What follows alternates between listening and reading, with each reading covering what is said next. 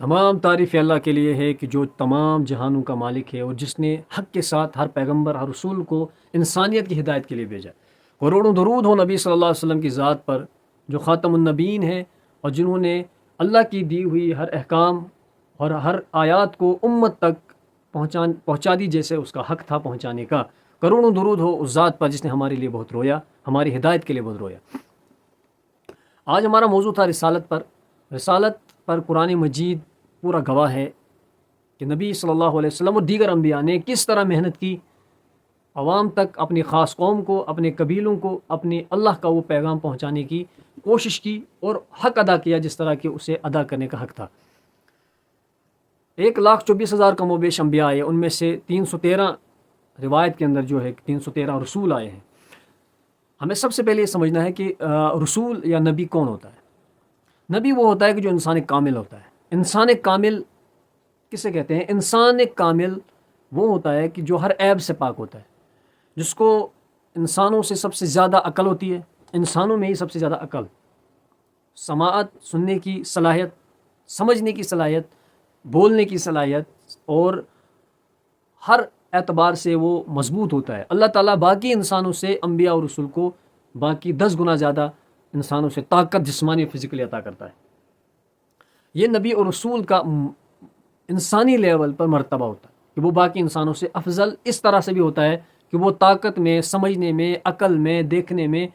ظاہر ہے کہ آپ جب عقل سے کام لیں گے، اللہ تعالیٰ اپنے احکامات کے ذریعے سے، رسول اللہ کی تعلیمات سے یہ آپ کو ذہن نشین ہوگا کہ ہجڑا کبھی نبی نہیں بن سکتا، عورت کبھی نبی نہیں بن سکتی، گنگا اور بہرا اور اندھا اور بے عقل اور بے سمجھ نبی نہیں بن سکتا۔ وہ انسانی جوہر جو ہوتے ہیں وہ تمام و کمال انسانوں سے بھی زیادہ، باقی انسانوں سے زیادہ نبی اور رسول کے اندر ہوتا ہے۔ سمجھنے کی صلاحیت، دیکھنے کی صلاحیت اور عقل کی صلاحیت بہت زیادہ، اور سمجھنے کی صلاحیت سب سے زیادہ پیغمبر اور رسول میں ہوتی ہے۔ یہ ہوتا ہے انسان کامل۔ نبی اور رسول کیا ہوتا ہے؟ انسان کامل۔ انسان کامل، آپ کی چھوٹی سی تعریف میں نے آپ کے سامنے پیش کی کہ وہ ہر عیب سے پاک ہوتا ہے۔ اس کی دوسری آپ اس تصویر کا دوسرا رخ دیکھیں گے تو وہ معصوم ہوتے ہیں۔ نبی صلی اللہ علیہ وسلم یا دیگر انبیاء علیہ السلام، جب وہ نبی اور رسول اللہ تعالیٰ ان کو نبوت عطا کرتا ہے، اس سے پہلے اور اس کے بعد بھی اللہ تعالیٰ ان کو ہر گناہ سے بچاتا ہے، یعنی کہ وہ معصوم ہوتے ہیں، معصوم عن الخطا، ان سے خطا نہیں ہوتی۔ اس کا مطلب یہ ہے کہ اللہ تعالیٰ ان سے خطا ہونے نہیں دیتا۔ یہ ہے مختصر تعریف نبی اور رسول کی کہ نبی انسان کامل ہے اور وہ معصوم عن الخطا ہے۔ انسان کون ہوتا ہے؟ انسان وہ ہوتا ہے جو روح اور جسد کا تیار کردہ ہوتا ہے، یعنی کہ جسم اور روح مل جاتے ہیں تو انسان بنتا ہے۔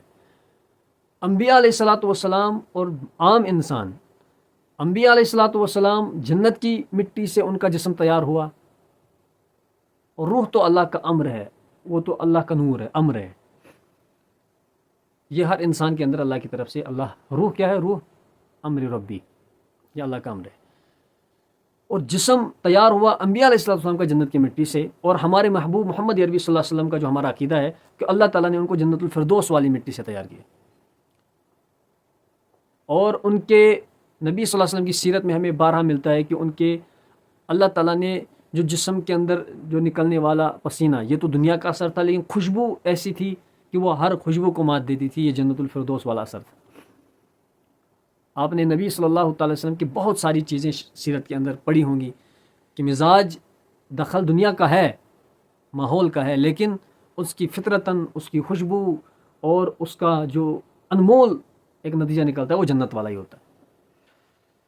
انسان روح اور جسم کا بنا ہوتا ہے۔ نبی جنت والی مٹی سے تیار ہوتا ہے اور انسان اس دنیا والی مٹی سے تیار ہوتا ہے۔ اور نبی انسانی ہوتا ہے لیکن انسان کامل ہوتا ہے۔ انسان کامل ہر عیب سے پاک ہوتا ہے، وہ نبی بنتا ہے، اس سے بعد کا، اس سے پہلے ہر معصوم الخطا ہوتا ہے، ہر گناہ سے پاک ہوتا ہے۔